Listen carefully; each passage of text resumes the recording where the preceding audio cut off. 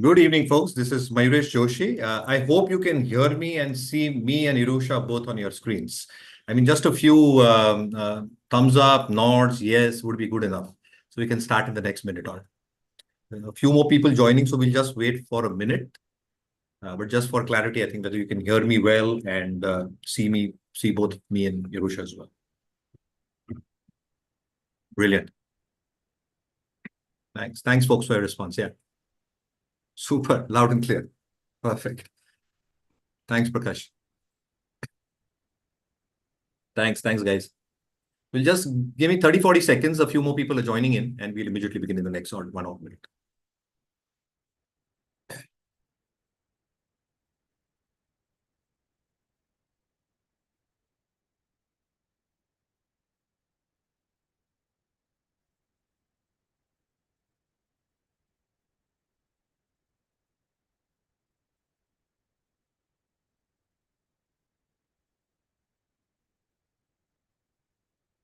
Okay, let's begin. So evening, folks. This is Mayuresh Joshi. I manage the research at MarketSmith India. I've got a very, very special guest with me today. You're seeing him on the screen. You would have seen and heard his podcasts, being followers of Canslim and the entire growth momentum investing story at William O'Neill. Quick introduction for Irusha Peiris. Irusha Peiris is a CMT. He's a portfolio manager at O'Neill Global Advisors and a research analyst at William O'Neill and Company.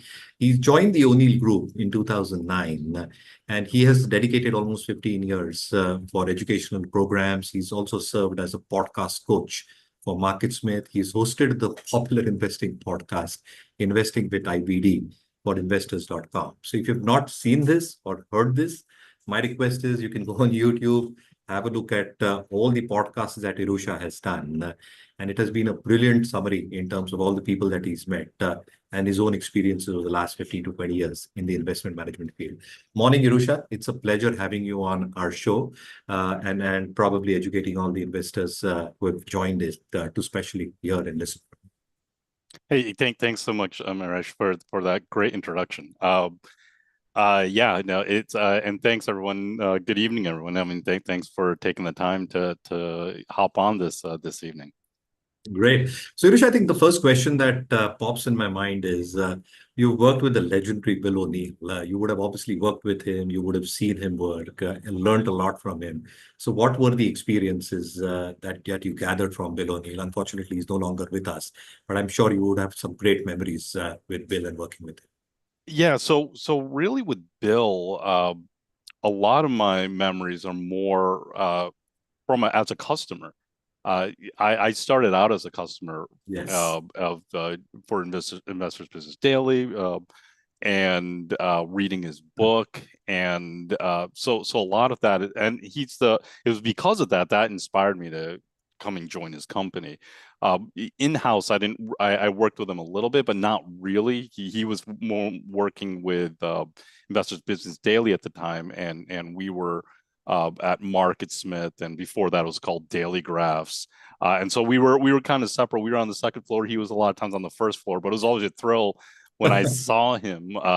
And a lot of times, because we'd come in the morning, so I'd work like the 5 a.m. shift there, and so when I was leaving a lot of times at 2 o'clock, he would be coming in. So because he'd be trading from home, and then he'd come in after the markets closed, and he would come and start working at 2 o'clock, come in the office. So it was always a thrill, but really I just remember, because I was never into the stock market, even when I went to school and all that stuff. Never did any finance, economics classes. I was a science major, and so I didn't have anything. I had no idea what the stock market was, and so I just couldn't believe when I ran across his book. I couldn't believe how he described the stock market. I'd never heard anyone talk about the markets the way he talked about it. It actually made sense. Like, you're looking for the next great companies, and a lot of the companies you're using I mean, you're probably using already, and you're not looking for valuation and all this kind of stuff, and you're using the markets, and so I just couldn't believe it, and it really inspired me to get involved. And I think the biggest thing really kind of that inspired me is and I'm sure a lot of you guys can relate to this with the 2020 market, but in '99 the markets were crazy too, and that's that. I mean, I got out of college at that point, and so I put a little bit of money to work, and in '99, everything was going up, and so I thought I was a genius at that point. But then 2000, everything came down. So I just wrote it up and wrote it right back down. Yeah. And so that's what kind of inspired me to get into Investors Business Daily and start reading that, and then learn about Bill O'Neill. And I went to the seminars, and I paid money to go to all of the seminars for IBD. And so just hearing Bill was always a thrill. I recorded all his all the seminars I went to, and I would listen to that over and over again. So yeah, so he was a true inspiration. Just working in house, just seeing how many people he inspired and how many just normal people he inspired to get involved in the stock market. There are very few people who have had that kind of impact on a lot of people's lives. It's not just the U.S., it's globally, right? Yes. So which is, I mean, it's pretty incredible what's going on with India, what you guys are doing there, but just the Indian markets too. I feel like the Indian markets they actually trade Can Slim Yes. better than the U.S. markets. I mean, it's amazing some of the runs that the Indian markets have. But yeah, I mean, I just remember him being just humble, positive, always encouraging that you can do it. That's what he wrote in my book when I had him sign it years ago. So he's yeah, I mean, he had just such a tremendous impact. And without him, I definitely would not be anywhere involved in the stock market. Thanks for the backdrop, Irusha. Yes, I think he's been an inspiration. He still is an inspiration. A lot Absolutely. of Yep. followers across the globe, as you pointed out, still read his book. And his book is so simplified. I think you read this book and repeat it time and again. I think you Yeah. get And you the can't read it enough. I mean, exactly. really, like 30 times everyone should be reading it. Like every year you should be reading it, because Yes. the words mean something else. Like 10 years after I was doing this, I picked up the book, and he was talking about like relative strength and stuff like that. And I didn't never really picked it up that before. But Right. after looking at a lot of kind of the details and stuff like that and going through enough cycles, all of a sudden those words meant something different. Right. Right. So it's pretty remarkable. Like everything that you need really is in the book. But you need to go through a number of cycles, get that experience, and then all of a sudden some of those words will start meaning different, or start sticking out a lot more. So like even for us in house, like we've been encouraged, like just recently, like go and review like selling rules, go and review climax tops again, just in case some of these stocks go on some big runs, because you're not going to get it down that first time. You Yes. really need to go over like almost every year. You need to review sections of it for sure. No, absolutely. Absolutely, Risha. Point well taken. And now it brings me to my first question. Every market in the globe is on a roll, Irusha. And there is a missed out feeling in certain sections who have not believed in this rally at all. So, how do you see the positioning generally of the US markets and global markets in general? Well, the India market, obviously. So you're definitely in one of the markets that's doing really well, or that Yes. that I kind of wish. I think I want to say I think only really the Indian market's the only other market I wish I could. We're not allowed to trade in it, but I Wow. wish we could trade in it. I know we have William O'Neill India, and they're trading in it, and they're doing a great job, and stuff like that. I've heard some good things with some of the what some of the guys there are doing, but we're not allowed to, and I wish we could, because some of those charts are amazing. But so I'm mainly US centric. When I got started out as a PM like almost 10 years ago, really for the first couple of years or first year, we only could trade international markets. Right. We had a US team of kind of the guys who were there for a long time. and then kind of the new people who came in, they said, okay, you guys start trading the international market. So we did that for a first couple of years, and it was really interesting. Like I was trading a lot of Japan. I was trading. I really kind of started just focusing on Japan because the liquidity was a little bit better there. But Yeah. what I learned was I really appreciated the U.S. markets after that because the volatility in these international markets were crazy. They were even much more crazier than the U.S. ones. So I focus mainly on the U.S. I think even this latest rally, the U.S. Yeah. markets, besides India, the U.S. markets are the place to be. Sure. And I mean, it just always seems like the money will kind of veer back. It's amazing that you haven't seen that shift more towards other markets, but and then for the U.S. to underperform. So I think I'm always going to stick with the U.S. Sure. until it's blatantly obvious that you have to be somewhere else. But and then even then, I probably wouldn't do international. I mean, individual stocks. I'll probably Sure. just do ETFs because it's a lot trickier the best liquidity is the U.S. markets for sure. And so so yeah, I for the most part, I'll just stick with the U.S. Yeah, absolutely. So, Irusha, let's go to the next part of the discussion where a lot of our investors are probably more interested in the entire investment process and thesis that you follow as a portfolio manager and what you've learned in terms of learnings over the last 15 years. So I think as a basic question that always crops up in growth investors' minds is that the stocks have run too much. And then we've read about it at news, at nausea. But how do you have an explanation for this? Can you give some examples in terms of how the setups are? What do you look in terms of the basics for any good growth story to probably play out the way it does? Yeah, so the first thing that I try to remind myself, and it's really hard because uh, 2022 was a really tough year, Yeah. uh, and end of 2021. So there was a good 18 months where we weren't investing that much, and even though we didn't get and I didn't get hurt too much, you gave back some of it, and you come off your highs Yes. somewhat. I think I avoided a lot of the damage. It gets really hard to get back into the markets because it still affects you, and you just start seeing all these stocks selling off so much. It's really hard to kind of change that mind frame Correct. back, and so the one thing I try to remind myself is that no one knows. No one knows, and anything can happen in the markets. And usually the last thing you expect to happen is probably what's going to happen.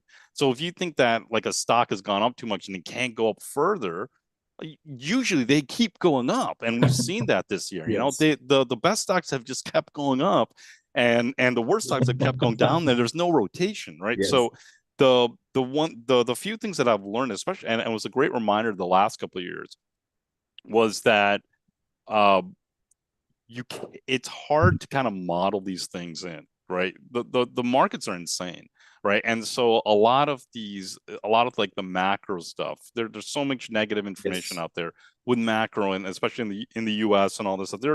They macro guys who are really smart. They had like 3,000 reasons for the last couple of years why the markets should never ever go up, right? And the market, when we've had some of the greatest markets over the last year. So the key thing is anything can happen in the markets, Sure. right? And so when you get these signals, when you get the follow through days on whatever markets you're following, take it seriously. Don't assume that it's not going to work. And Yeah. in a bear market, you know that most of them aren't going to work, but you still have to take a shot at it. Now, I'm not saying you put all your money in at that point. You try a 5% position, Yeah. put a little bit of money in, but you have to buy something. The rule is on a follow through day, when we have a follow through day, you must buy something. Sure. And so every single time, I mean, play small, but put some money there just to get that feedback. And what's amazing is that if you do that, and in 2023, begin 2023, the last thing I wanted to do was buy anything. but we had a fall through day. We started seeing some stocks breaking out, put a tiny, tiny amount of money in. And the weird thing is what happens is you start to see that those stocks stop selling off and stop stopping you out. They start slowly going up. They might not even make a lot of progress, Yeah, but they're yeah, not stopping you out. But over a few weeks, once you get into a rally that's actually going to start to work better, you start getting more confidence because you have some money to work and you're like, wait a minute, this stock is going up like 5%.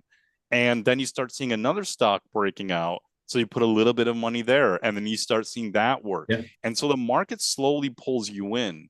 And even though the negative news out there is terrible and it's really, really scary to start putting money to work at that point, the market slowly pulls you in. And after seeing this for 3 to 4 weeks of stocks slowly working, starts getting a little bit stronger, you start seeing a surge, your confidence, your mindset starts to change. And all of a sudden, you start to realize that we might have a chance here. Now, yeah. the market still could fail at that point and you back away again.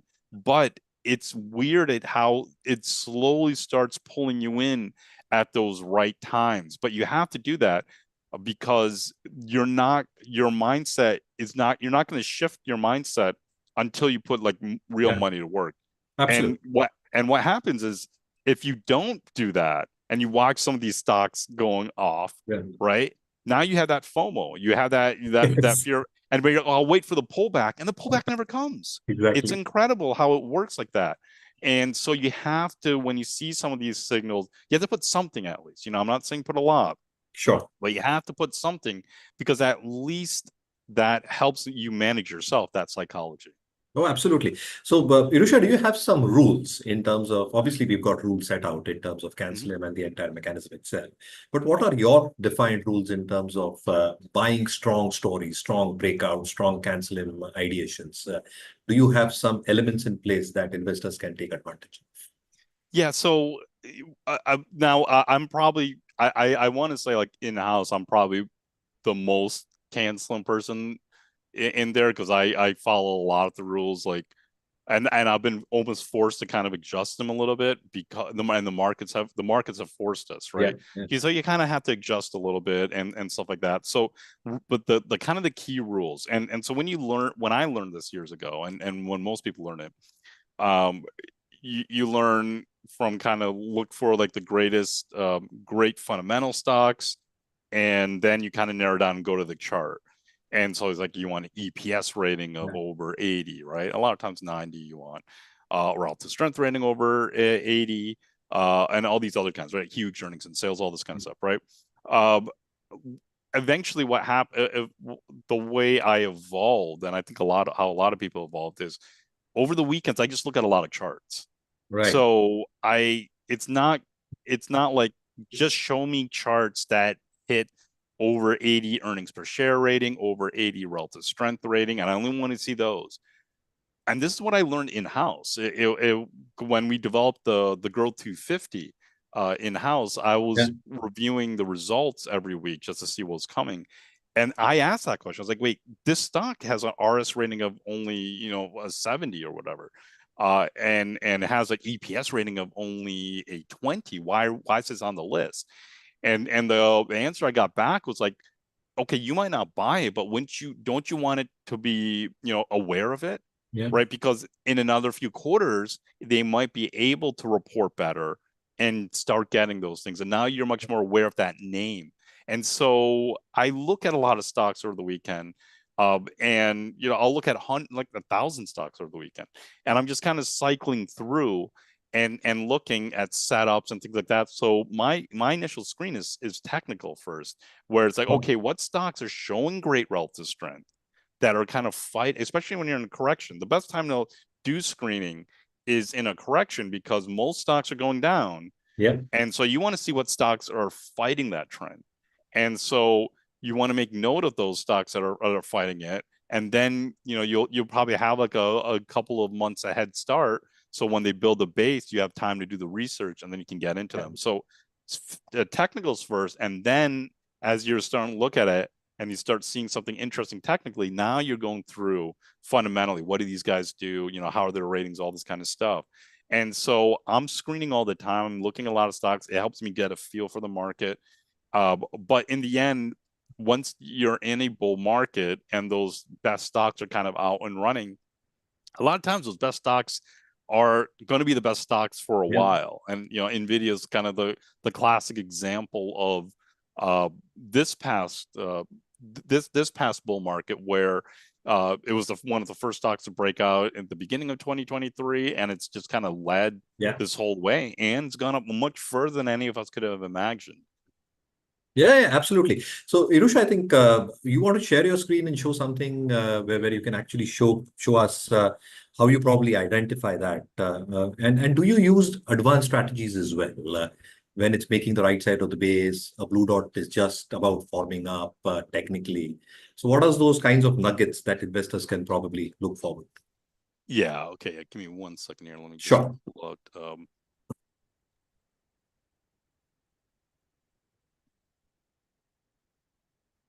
But yeah, folks, till the time Irusha is pulling up his screen, I think the more important point that Irusha mentioned is something to be looked out for. Weekend is where Irusha studies. That is what even Bill had done. So whenever you get time on a weekend, study the chart, study strong breakouts, so that you are ready for the trading week in the week to come. Sorry, Irusha, over to you. No. It's yeah. So yeah, that is a really great point. And that took me years to kind of understand that. Yeah, you want to do most of your work on the weekends. Yeah. Come up with your game plan on the weekend, because weekdays, once the weekdays get around, everything's just you're doing other stuff, right? So Absolutely. you want to set all the alerts and all that kind of stuff on the weekend, and it makes life a lot easier and much more manageable. So you see the charts on the panel right now? Yes, can you? Oh, okay, so well, this is Apple back in 2005. I just wanted to just quickly highlight that. This is the cup with a handle. Here's your cup with a handle right here. And so this was during a pretty tough market at this point. So here's your 2003 market. Now you got to follow through day and all that kind of stuff here. Apple only really started set up in 2004. And I want to say that there was a little bit of a correction or pullback at that point, but Apple started showing relative strength at this point. Even though they show, like, here's kind of your classic cup with the handle, and it had a really powerful breakout. This is for when the iPod came out. And so a lot of people didn't really still understand it, and no one really understood how powerful it's going to become. But I want to say right here, this is kind of more the advanced thing where some of the guys in house got in here. I think here got a little bit more. This is kind of the more classic one where it formed this consolidation, and this was earnings and a powerful breakout here, because you can see the relative strength line now really starting to outperform. So a lot of times that relative strength line is going to give you a heads up on what your kind of outperformance is. And this is where more of the market started realizing that, hey, Apple's really onto something at this point. And so this is just, the beginning of just an epic run. I mean, if I go back to, I'll go back to current year now. That's a great chart. And it's amazing at how often the patterns repeat. So I just very quickly pulled up Apple on a monthly chart here. This is where I was showing right here on the weekly. Right. I mean, it's just insane. Like this, so a lot of times the best companies, and there are only a handful of companies that can keep reinventing themselves, and Apple's one of them. But it was here, and this insane run that it's gone on. But I'll show a current example, because then we have more of the fundamentals. So I mean, we can go over NVIDIA, which is kind of the classic leader this time around. And NVIDIA is another great example of it's been around for a while. Sticking to Apple, sorry, Irusha. Sticking to Apple, I think I just had a couple of follow-up questions. Sure. So the entry point was great, right? Now, what investors want to know is how do you have your positioning sizing done as a portfolio manager? So say you put in 5-10% at the beginning. When it reaches the second base or it breaks out again after a second base is created, how much do you put? How is the quantity assigned for any trade that is now being successful and running in our favor? you're gonna get different answers from everybody on that, right? So Yeah, sure, it sure. and I mean, I can use just a current example with NVIDIA. So and we're always kind of evolving too. So here's the thing, and I did remember hearing this from Bill at a seminar years ago. When you learn this, you think like every stock you buy is going to be like an Apple, right? And it's going to go up on these monster runs, and so you never Yes, ever want to sell them.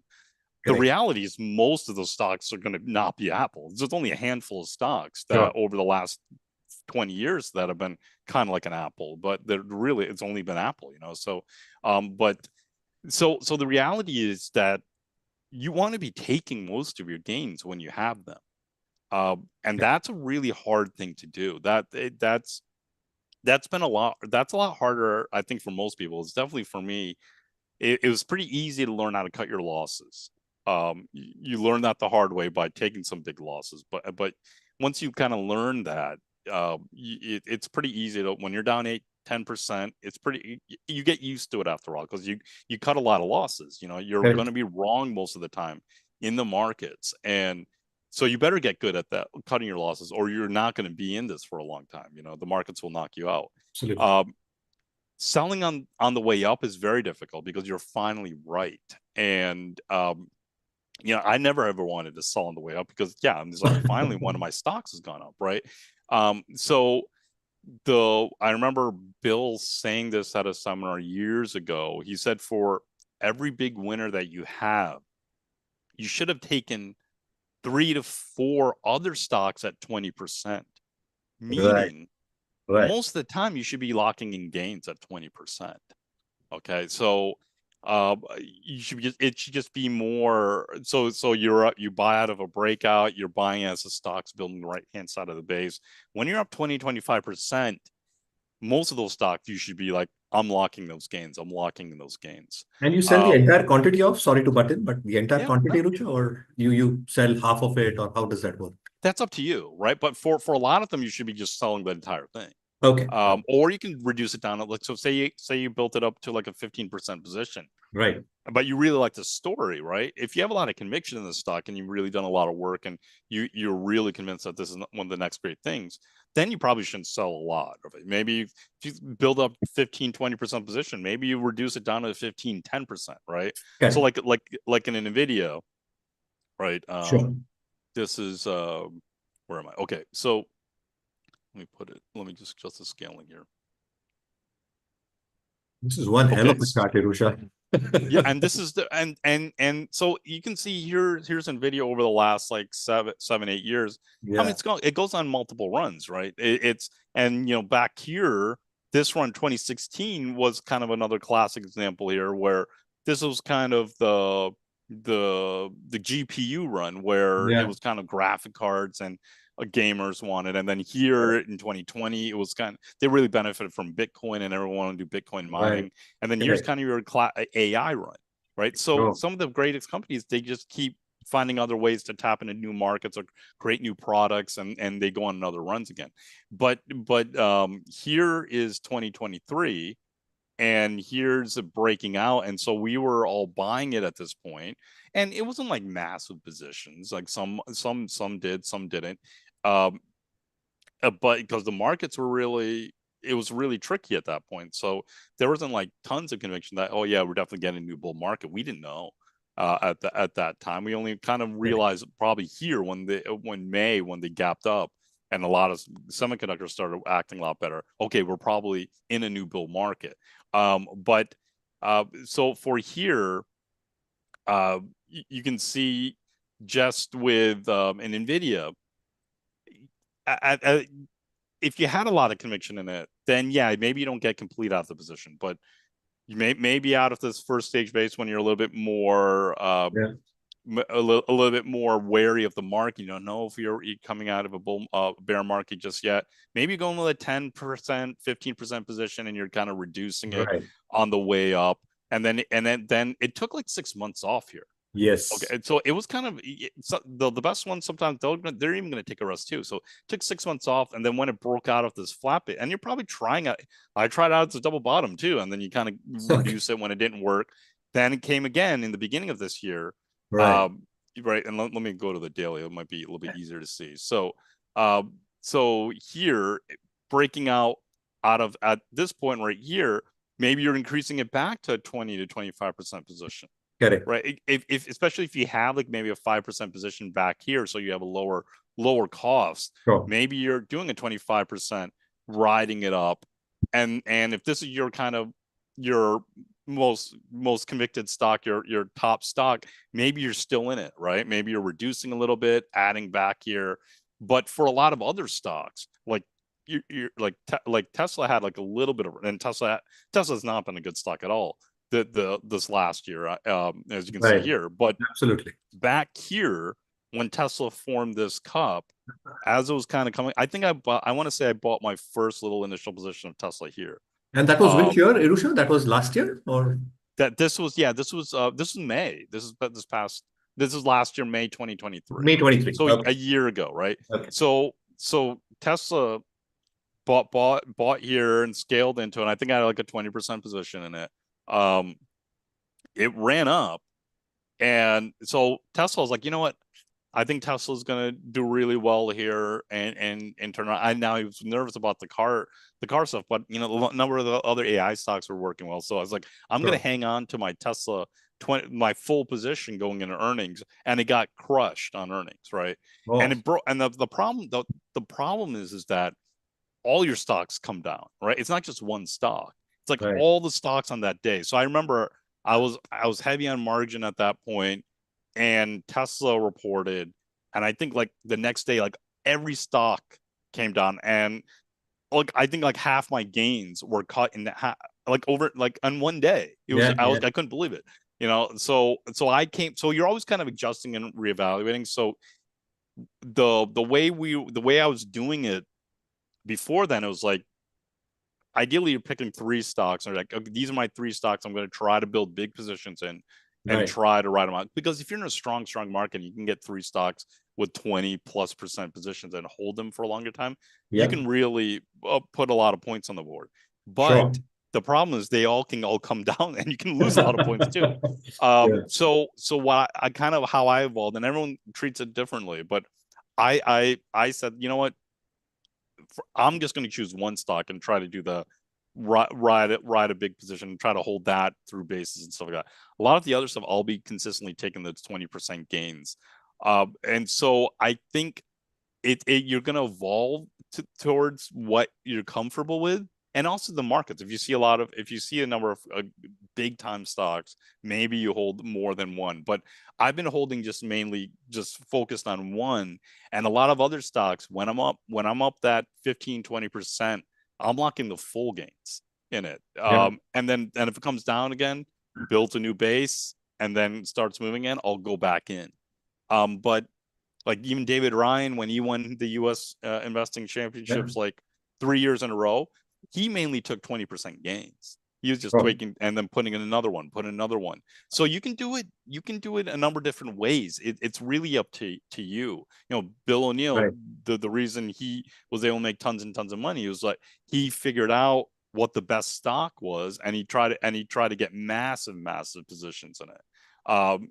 And so you have way more than 20%. You have like 50% positions, maybe more in some of those things, right? But that no one can. That's Bill, though. It's very difficult to. You don't want to try to replicate a Bill O'Neill. So you have to adapt it to your own personality on that. True. Oh, absolutely. So I think risk reward differs for everybody, Irusha. Point absolutely well taken. But my only point was, now there are pullbacks, like you see in the NVIDIA chart as well, right? In the middle phase in 2023. Now, somebody who's built a position, and we've always heard this saying that you should hold on to your winners. And you absolutely put that very aptly in terms of taking some money off at 2025, booking profits off. But if somebody is holding on to positions, and these are a lot of questions that we get in the Indian landscape as well, there are certain days where suddenly the market just come off. There is a shakeout trade which probably happens, and that continues for some few days. Trading sessions that evolves, and the stock just keeps on coming off. So your gains from 50% suddenly seem to be 20%, and suddenly your moving averages are gone, and you then take it off, and the stock zooms from there. So what is the learnings on scenarios like these that you've seen in the past? Yeah, it's the math is really cruel at the top, right? So when if you build like a 50, if you have like 50% gains when they're coming off the top, if they're going down like 5%, it's Yeah. not 5%. It's not you're going like from 50% gain to 45. It's like down to 40%. Yes.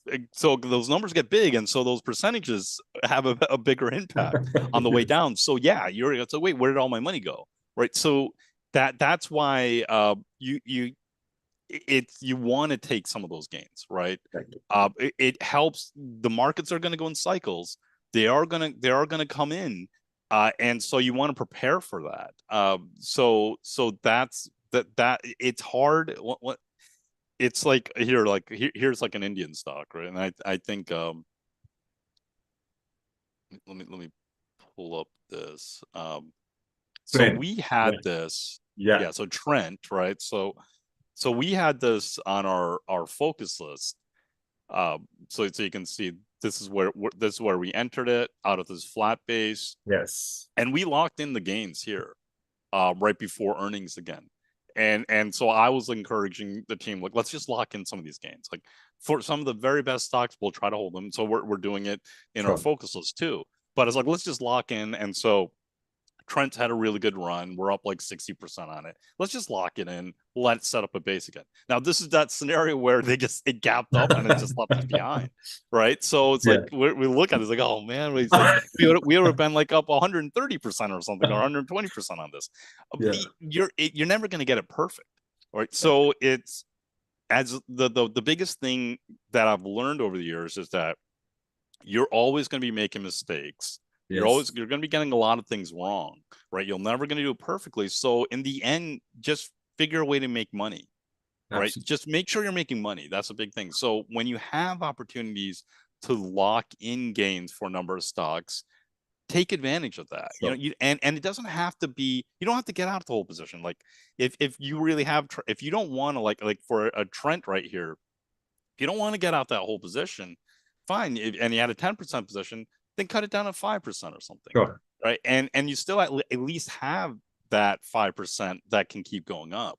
So Absolutely. so yeah, I mean, you can use that rule. If you're having trouble with that, sell half, hold half, because now if it goes up, at least you have half. If it goes down, at least you sold half, right? So that half thing kind of works if you're having trouble with that. But after a while, I've found that if you sell and you're locking those gains and they keep going on without you, it's like, oh well, you're never going to sell at the bottom, never celebrate at the top. And Exactly. so just make sure you're making money and just slowly compounding those gains. Oh, absolutely. Point very well taken. Which brings us to the next question, Irusha. I think it's fine that 20-25% you might have booked out, but certain stocks you might have still running positions, right? Say the remaining 5% are still getting run. So what are those sell signals for that remaining 5%? So for the positions that they are moving averages being breached, is there some sectoral rotation happening in the market? So what do you look at when you get out of that remaining 5% as well? Yeah, I mean, usually it's when they break a support area on big volume. I mean, so I pulled up like a Shopify here. So I loved Shopify during I mean, they had a few good runs, Okay. but 2019, 2020, this is one of my go-to stocks. And so I think even like out of here, I probably bought right at the top, but I was in and out. But I think I had a always kind of a small position in it to just keep it on the books. But I added back and went to a kind of full position right here at the top as breaking out of this uh, consolidation pattern. And then once it was down first 8%, I got out of the buy that I bought out of the breakout, Yeah. and then when it broke here heavy below below either the 50-day, or in this Yeah. case it was the 200-day, then it's playtime's over. I have to get out. And so there's always kind of a point where if they're breaking support on unusual volume, then you have to get out at that point. So that's what I did in that. I mean, and there were so many of those. I'm drawing a blank on a few. I mean, like, even a Peloton, right? So a Peloton was, we all knew that we were kind of playing with fire with the Peloton, Yeah. but you're still in it. But once it broke here, don't get sucked into it. Or Fastly is like another example where it's like this was just kind of a rocket ship, and I had some of it at this point, and when the gap down, and a lot of times gap down on earnings, that's a clear sell signal. Yeah. So I gapped down here, and so I got out of it, then started building the right hand side. So I got back in, and I was up 20%, went into earnings again, and gapped down again. So then I Yeah. got out of it again, right? So I was out of it. I was out of it after that. I just so usually it's like when they break hard, when they have that character change, a lot of times it's an earnings kind of Yeah. gap down. I'll then it's just like it's done for a while. It's just stay away. I mean, Tesla's a perfect example of that, where it's like once it broke on earnings, and I'll go back Yeah. to the daily chart on this. Once it broke here, right? So, and I think that's probably where I got hit. Oh no, actually, I think it was even earlier than that. But Yes. here, right? So here, and I might have even tried it out here. I'm not sure, but here is a clear example. It's like, this one's a big break, Yes. gapping down on earnings, breaking below here's their 50-day. I have the 100-day also on here. Close Now, to it. yeah, it held the 200-day, and Yeah. it kind of came back, but it never really set up again. So that's a lot of times when they're breaking support areas on big volume, I'll get out. And then after that, I'll let them prove themselves again. I'll give them some time, let it set up again. And then I'll try to get back in. I mean, Tesla, even back here, Yeah. got out back over here. Once it's set up, I don't think I tried this at this point, but I might have. But once it's set up again, then I tried it again. So Yeah. if Tesla sets up again, I just have a bias towards it. If it sets up, I'll try to get into it again. But I'm a lot of times it doesn't work for me with Tesla or any of these stocks, right? If they back away, I'm very quick to get out of them. Oh, absolutely. Yeah. So that's it. But I think the key thing for everyone, if they really break hard, for me, I don't wait. I sell right at the open. Like if they're gapping down on massive volume, I sell right at the open. A lot of times they come up again, and I sell usually right at the lows. But I'm always doing everything I can to avoid the portfolio destroying stuff. Yeah. Yeah. So I'm always getting out. And 9 out of 10 times, I promise you, they keep going. They set up again. They go Yeah. up without me. I have to buy higher, and that's okay because I'm Yeah. trying to do everything I can.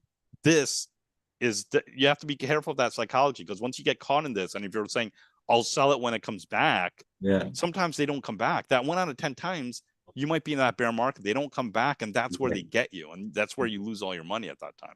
So you have to be very, very careful of that. This is not a sprint, it's a marathon. You want to try to hang around long enough to have that capital so it works in great markets. And then when it's not great markets, you're trying to hold on to that capital and kind of go back and forth. But then when you get back in a great market, then that's where you want to put it. But if you lose all that capital, then you're out, and it's really hard to get back in the game. Well, absolutely. As Bill always says, Irusha, cut your losses early and Yep. preserve your capital in bad phases. Wait out And I've for. seen a lot. I've seen really good investors and stuff like that get caught in this. Okay, like even like even like institutional clients and stuff like that, Yeah. like PayPal. Like back here, you can see where we removed it from our US focus list. But back here, when we were talking to some guys who are way smarter than me, we were like, PayPal does not look good here. It's breaking all these Yeah. key Yeah. support areas. This is where we would cut it, and we cut it here, and we actually kind of cut it late. But who would have ever thought it was going to get this bad, right? Yeah. You never know how bad. Even PayPal's like there's no way PayPal could come all the way down here. You just don't know. So that's why we take that cutting losses very, very seriously. Absolutely, point taken.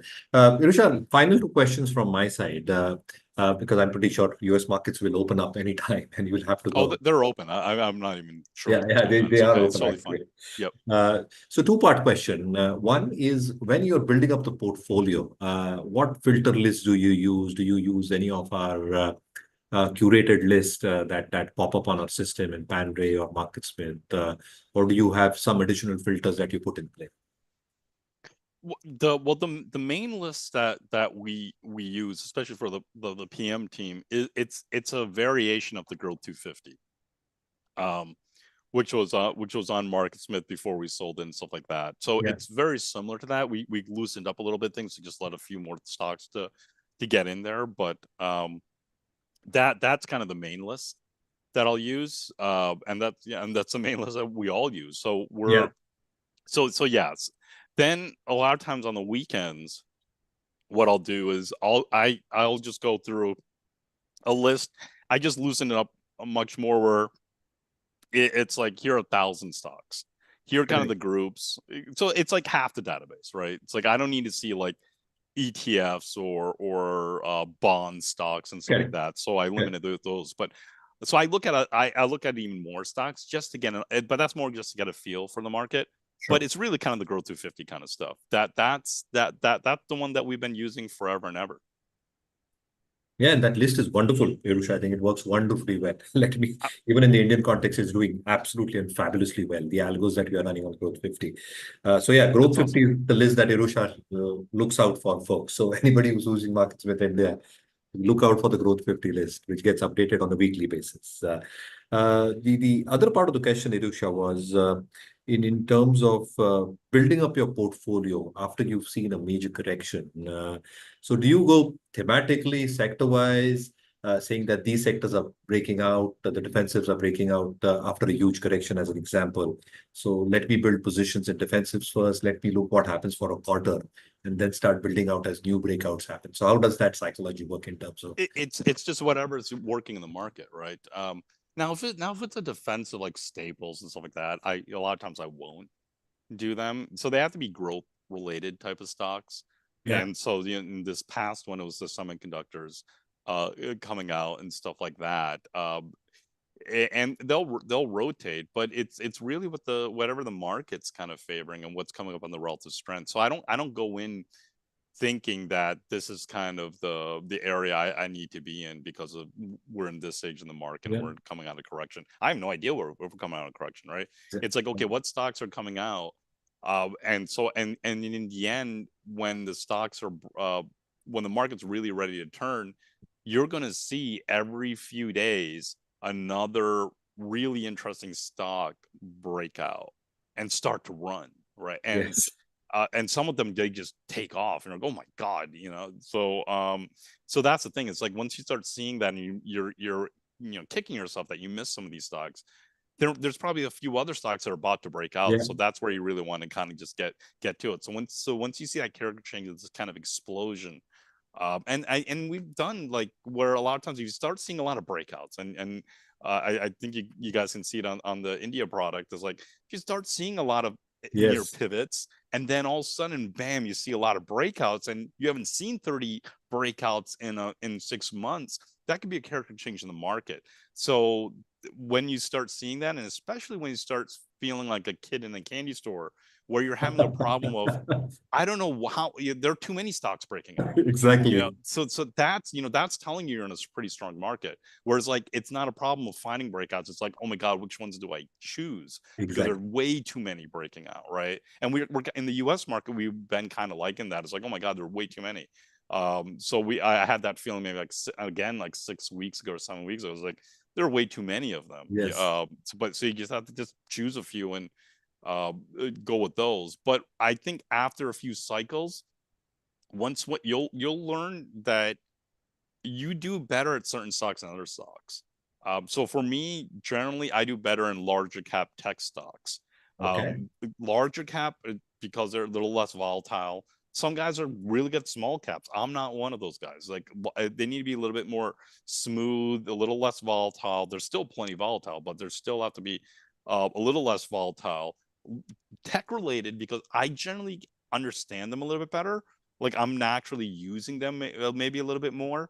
And so it's just I'm just kind of just running across it, or even consumer stocks. Like I might run across some consumer names because you might be using some of their products, like a Netflix years ago. You might Yes. have tried their streaming years ago, and all of a sudden the stock starts doing well. But so you end up doing better at certain stocks than other stocks. Medical stocks like generally don't.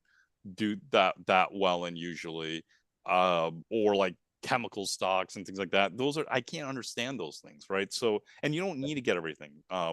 But so you'll find out after a few cycles, you'll do better at certain stocks than others. So end up kind of veering and trusting that in the next cycle, if they're starting to work. If another area is working, then try to deal with what's working. In the end, you have to deal with what's working. But I let the market tell me more than anything. I don't try to. If you get too much in your head, at least for me, if I start thinking about it too much, getting back to the macro stuff, you you're gonna find you're always gonna the markets are crazy where you're gonna find a reason not to be in the markets. It's very easy to Exactly. find that, or you can also find a reason to sell too early. If you Yes. look at the stocks too much, you can find a reason to sell too early. Or if you really want to buy something, you're gonna find a reason to buy it, right? So you can find a reason for anything, right? So the biggest thing is try to stick more with the methodology, and whatever stocks are showing relative strength, that should be guiding you and telling you where you should start getting more buying and more concentration in. Absolutely. Stick to your rules, cut out the biases. That's what the entire message is. And it's easier said than done. We all have Yes. biases, Yes. and so we're all kind of just tweaking over and over again, right? And kind of reviewing. And so post analysis is important. Yes. I hate it. It's really hard to go back and look at all the dumb things you've done. And there are plenty of, it's ridiculous sometimes. It's like I didn't even know what I was thinking doing all this stuff. But it's very important to go and do that, because if there are few, there'll be some common mistakes that you're making, and Yes. so if you can correct some of those, you can really dramatically improve your performance, and capture kind of some of the best stocks in the next cycle. Oh, absolutely. Point well taken, Irusha. So I think we've run out of time. I'll just quickly summarize our discussion, and it was a brilliant discussion. Very informative, Irusha. So a few points that Irusha brought out, folks, is that buy some small quantity on a follow-through day. So if the market is going through a correction and you see a follow-through day, you have to buy some quantity on a follow-through day. Weekend is the best time. So I think he repeated at nausea again. Study charts on a weekend whenever you get time. Go through the filters, go through the screeners, and have a look at what fits your risk reward, specifically our risk rating, EPS rating more than 80. The best time to screen stocks is a correction. 3 out of 4 stocks. So I think lock-in gains at 2025. So Irisha has been very, very clear about this. 20-25% lock in your gains. If the market is in a confirmed uptrend, very, very strong market, and if you are having strong positions in 2 or 3 stocks, ride it out, but look out for the sell positions or sell rules if it is breaching at the market level or the sector level. The stocks that are coming out of a correction, he largely prefers large caps, but go where your understanding is, which sectors and stocks you understand the best in cycles that you've probably been in. And post analysis, I think that is the most important thing to understand where you probably went wrong in the preceding quarter as well. So I think those were great learnings, Irusha. I hope a lot of our folks who've been tuning in, listening in, would have learned greatly from that. Thank you so much of your time for taking out and speaking to all of us. And I hope we have more such conversations in the near future. No, yeah, thanks for inviting me. I think the biggest thing is just keep going. Defense first, manage your losses, cut your losses, hang around for the long term, because eventually you find, and obviously you get a bit having a great market there, but you find yourself in one of those markets where it makes it all worth it. But it's not easy. The psychology wise, you have to pick yourself off the ground a lot of times, but keep going. That's the biggest thing. Because it does get more and more fun, and especially in the Indian markets. I mean, there's so many amazing things you guys are doing over there. So that's the place to be. So you guys are definitely in the right place. Thank you so much. Thank you again, Irusha. Thank you. It was a Thanks, pleasure everybody. talking to you. All the best. Thank you. Take care. And all you folks, have a wonderful weekend. See you soon again. Thanks, Irusha. Till we speak again. All right, thanks. Yep. Okay. Bye bye.